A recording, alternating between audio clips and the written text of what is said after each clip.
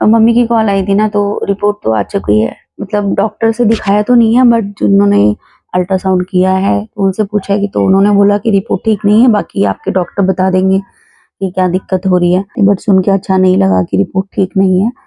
तो हमारा शरीर कुछ ऐसे ही होता है यार, कब क्या हो जाए पता नहीं चल पाता। कि तो मेरी एक फ्रेंड थी ना, ऐसी इंसिडेंट मेरी एक फ्रेंड की मम्मी थी, उनके साथ हुआ था। उसकी मम्मी जो है ना बिल्कुल ठीक-ठाक थी, और बिल्कुल मतलब कोई देख के ये नहीं बताएगा कि उसको ऐसी दिक्कत हो सकती थी। तो उसके लिए डॉक्टर ने बोला है कि इंजेक्शन वगैरह लगेंगे, 1 दिन छोड़ के 1 इंजेक्शन लगेंगे, 10 इंजेक्शन लगेंगे। तो अभी तो देखते हैं कि, क्योंकि उनको यहाँ पे आना पड़ेगा हमारे यहाँ पे, और वो अपने ससुराल से यहाँ पे आती है। तो हेलो दोस्तों, गुड मॉर्निंग, कैसे हो आप लोग? तो फ्रेंड्स, अभी मैं नीचे हूँ। आज मैं उठ गई थी, वैसे थोड़ा-सा मैं लेट उठी थी, क्योंकि अभी सर्दियाँ शुरू हो गई हैं, तो आपको पता ही है ना कि सर्दियों में ना बिस्तर छोड़ने का बिल्कुल भी मन नहीं करता है, कि कोई बिस्तर छोड़ के बाहर निकले, नहीं मन करता है। थोड़ा-सा शरीर जो होता है ना आलसी हो जाता है, पर क्या करें, मजबूरियाँ इंसान को उठा देती हैं। किसी को ऑफ़िस जाना होता है, किसी को स्कूल जाना होता है, किसी को घर का काम करना होता है, ठीक है? हर किसी के अपने-अपने काम होते हैं, तो इस वजह से उठना तो पड़ता ही है, चाहे कितनी भी ठंड हो, कितनी भी सर्दी पड़े, सब कुछ हो। क्या तो मैं भी उठ गई हूँ, लेकिन अभी सारे काम हो चुके हैं, नहा धो के मैं तैयार भी हो गई हूँ, और अचानक से ये हुआ कि अभी मैं नीचे आई हूँ तो पता चला कि मम्मी घर पे नहीं है।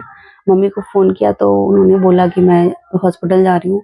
दीदी के साथ, जो मेरी बड़ी वाली ननद है, उनकी शादी मुझसे पहले हो गई थी, ठीक है? तो उनको पहले मम्मी ने बताया था कि उनको स्टोन की दिक्कत थी, तो दवाई वगैरह चली थी, तो स्टोन तो ठीक हो गए थे, लेकिन अभी फिर से उनके पेट में दिक्कत वगैरह रहती है, दर्द वगैरह रहता है कंटिन्यू। और तो इस वजह से डॉक्टर को दिखाया उन्होंने, तो डॉक्टर ने कई सारे टेस्ट, ब्लड टेस्ट भी करे थे। तो ब्लड टेस्ट की जो रिपोर्ट थी वो बिल्कुल ठीक नहीं थी, कुछ अबनॉर्मल आ रहा था, ठीक है, रेंज ऊपर-नीचे हो रही थी। तो इस वजह से घर के सभी लोग थोड़ा-सा डर गए थे कि क्या पता नहीं क्या दिक्कत होगी, क्या नहीं होगी। तो अभी जो है ना डॉक्टर ने उनको अल्ट्रासाउंड के लिए बोला है, तो मम्मी ना अचानक से वहीं चली गई हैं। उन्होंने मुझे बताया भी नहीं कि मैं जा रही हूँ, ठीक है? तो मैंने भी फ़ोन करके पूछा है कि मम्मी कहाँ पे हो? तो उन्होंने बोला कि मैं जा रही हूँ अल्ट्रासाउंड के लिए, अभी आ जाऊँगी 1 डेढ़ घंटे में, क्योंकि अल्ट्रासाउंड में लगभग इतना ही टाइम लग जाता है।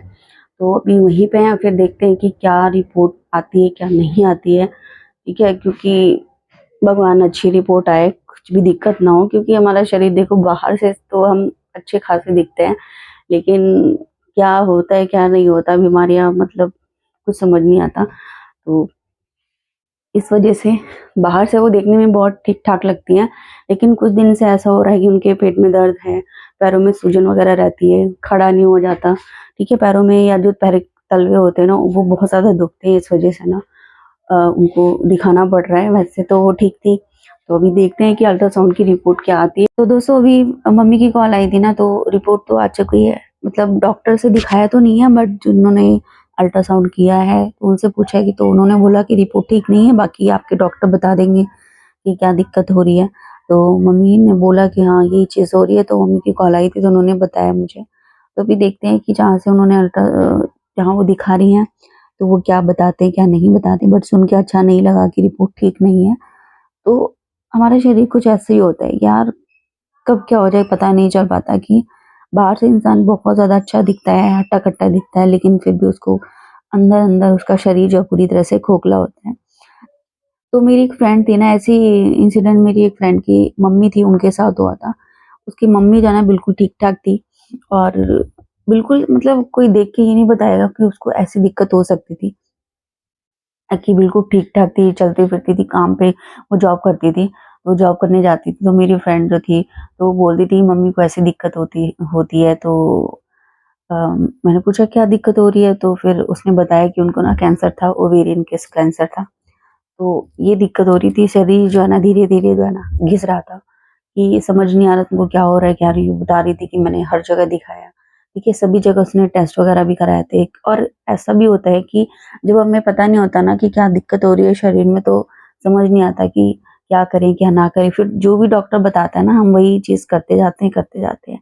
तो उसके साथ तो ऐसा हुआ था कि देखो, कैंसर जो है ना इतनी जल्दी तो पता चलता है नहीं। ठीक है?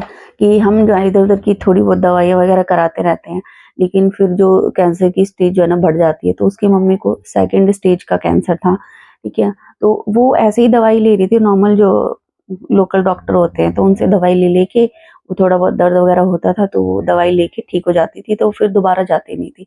तो ऐसी चीज़ ना बहुत सालों चल रही थी, तो मैंने उनको बोला कि तुम कहीं और दिखा दो, क्योंकि मेरी मेरी एक फ्रेंड थी, वो लैब से है, ठीक है? वो कहीं न कहीं हॉस्पिटल में काम करती है, तो मैंने उसको बताया कि तू ना ऐसे कर, ठीक है? कि मेरी फ्रेंड है, उसने बोला, तो उसने जो है ना ओवेरियन कैंसर का टेस्ट कराया था, उसके बाद जो है ना पता चला कि उसकी मम्मी को ऐसी इतनी बड़ी दिक्कत हो रही थी, ठीक है? तो जब टेस्ट कराया तो टेस्ट की रिपोर्ट जो है पॉजिटिव आई थी, बट वो सेकंड स्टेज था, सेकंड स्टेज लास्ट नहीं था। अच्छा हुआ कि जल्दी पता चल गया, क्योंकि कैंसर ऐसी बीमारी है ना कि अगर पता ना चले ना तो फिर उसका इलाज नहीं है, बट हाँ, सही टाइम से पता चल जाए तो कीमोथेरेपी वगैरह होती हैं, दवाइयाँ होती हैं, तो उनसे इंसान ठीक हो सकता है।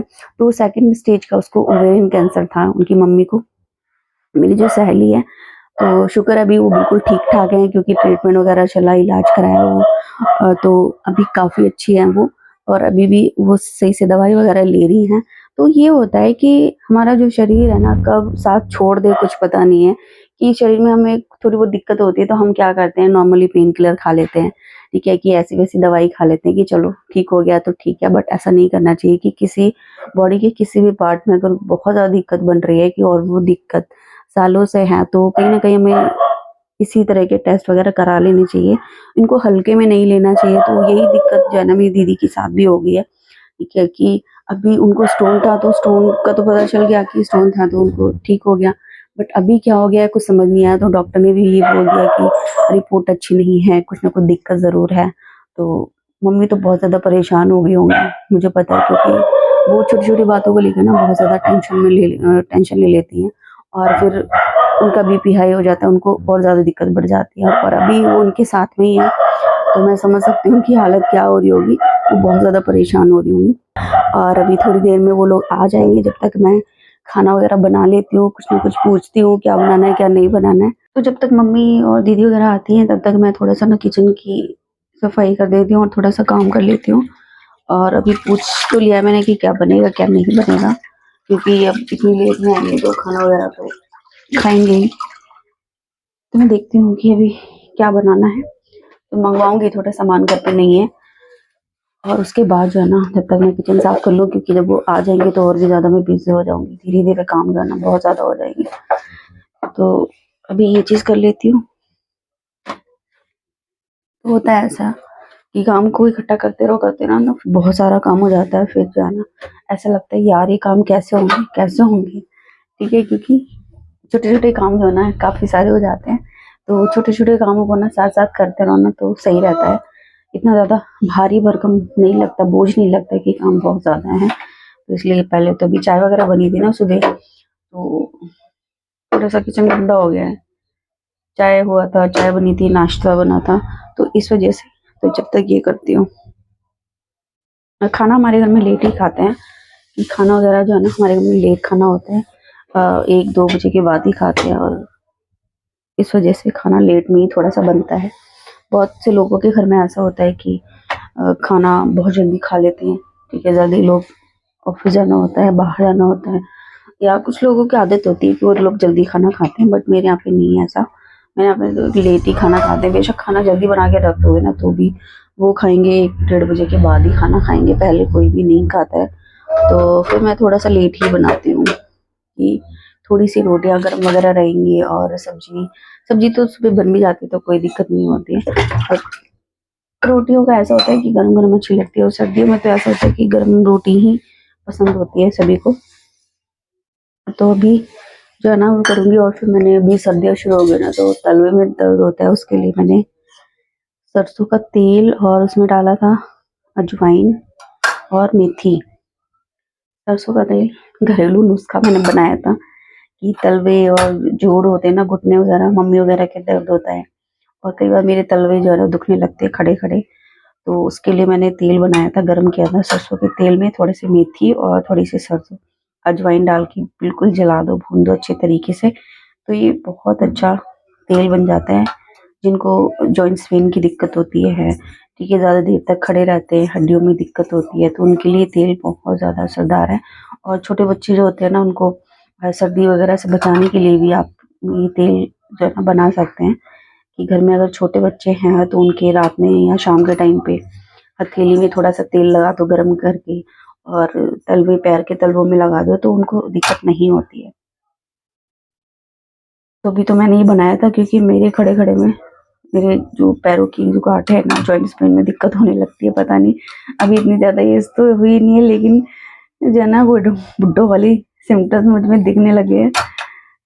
कहीं ऐसा ना हो जाए बुढ़िया होने से पहले ही भगवान जो है ना ऐसी हालत कर दे कि किसी और पे निर्भर हूँ। तो अभी मैंने बना लिया है। अभी ज़्यादा बर्तन है नहीं क्योंकि खाना किसी ने खाया नहीं है, सिर्फ ओनली चाय के ही बर्तन है यहाँ पे। तो चाय हमारे घर में ज़्यादा पीते हैं यार। बहुत से लोग ऐसे होते हैं जिनकी शुरुआत जो है ना चाय से होती है, किसी की कॉफ़ी से होती है, किसी की गर्म पानी से होती है। तो हमारे घर में ज़्यादातर जो है ना चाय से ही दिन की शुरुआत होती है।